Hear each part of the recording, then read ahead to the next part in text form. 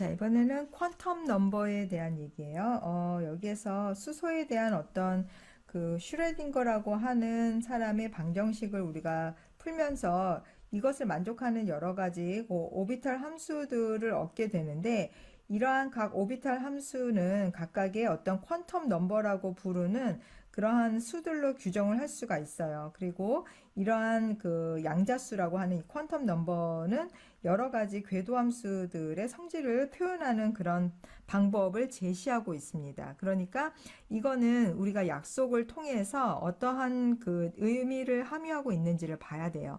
일단 첫 번째 프린시플 넘버라고 이렇게 표현되어 있는 것은 에너지 레벨에 해당이 된다. 그래서 첫 번째 1, 2, 3 뭐 이런 식으로 나타내게 되는데 n equal 1, 2, 3 이런 식으로. 그래서 이게 이제 에너지 레벨이 이제 숫자가 작을수록 가장 안정된 상태, 즉 핵에서 가장 가까운 상태다라고 보는 거고요. 두 번째로 이제 보는 것은 이제 angular momentum quantum number라고 해서 각 운동량 양자수라고 하고, 이때는 우리가 이거는 n이라고 표현을 하고 이것은 l이라고 표현을 합니다. 그래서 angular momentum quantum number에 대한 거고, 이것은 이렇게 서브 레벨이고요. SPDF라고 하는 이런 표시 방법을 사용을 해요. 이 값은 n-1에 해당이 되는 그런 값이다라고 볼 수가 있어요. 그러니까 n이 1이면 l은 0이 되는 거죠. 그 다음에 마그네틱 퀀텀 넘버라고 하는 거는 우리가 ml이다라고 이렇게 표현을 하는데, 마그네틱 퀀텀 넘버는 0에서부터 마이너스 l과 플러스 l 사이에 이제 정수값을 갖는 그런 것이다라고 보면 돼요. 자세한 얘기는 이제 계속 할 거고, 일단 기본적으로 우리가 표현하는 것, 우리가 퀀텀 넘버를 나타내는 것에 있어서 지금 네 가지를 볼 수가 있는데, 그 다음에 하나는 스핀 넘버에 대한 부분이다. 그래서 일렉트론을 표현하는 데 있어서 앞에서 이렇게 화살표로 방향을 나타내기도 하지만 숫자로 나타낼 때는 플러스 2분의 1, 마이너스 2분의 1 해서 여기서 플러스 마이너스라고 하는 것은 뭐 더하기 빼기에 대한 개념이 아니라 방향성이다라고 이해를 해야 돼요.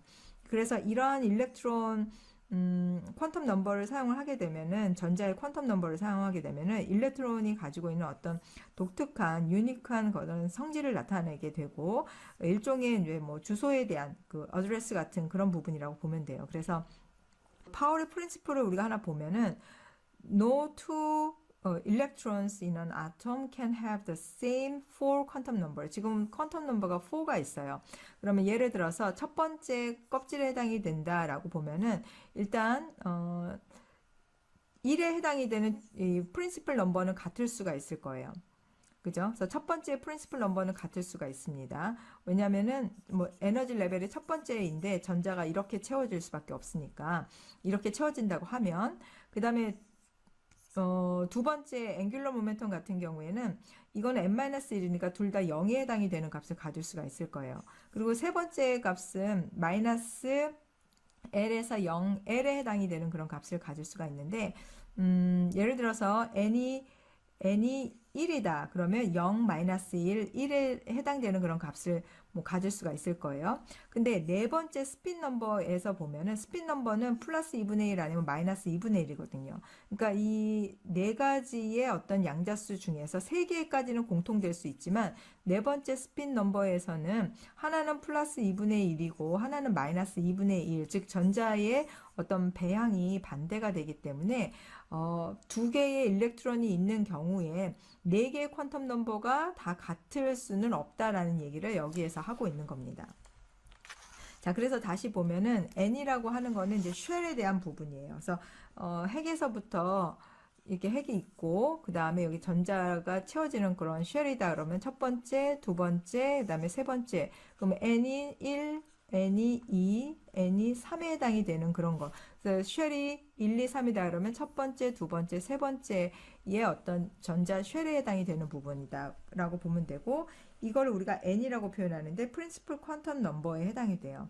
그 다음에 서브 쉘에 해당이 되는 것은 L이라고 우리가 표현하는데, L은 아까 n-1이다 라고 얘기를 했었죠. 그래서 여기가 1, 2, 3, 4로 가면 여기 0, 1, 2 그리고 n-1까지 갑니다.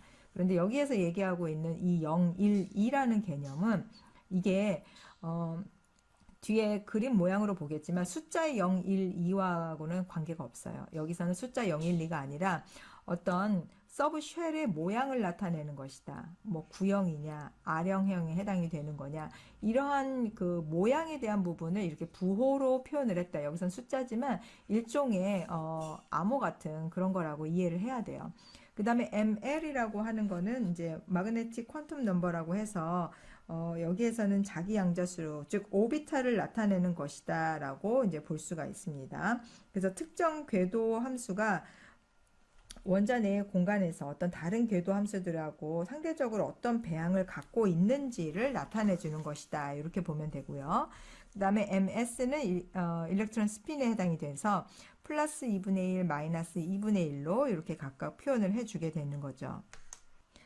자, 여기까지 해서 일렉트론 컨피규레이션에 해당이 되는 부분까지 마무리했습니다. 이 부분을 여러분들이 잊어버리지 않도록 계속해서 반복적으로 연습을 해두는 것이 중요하겠습니다.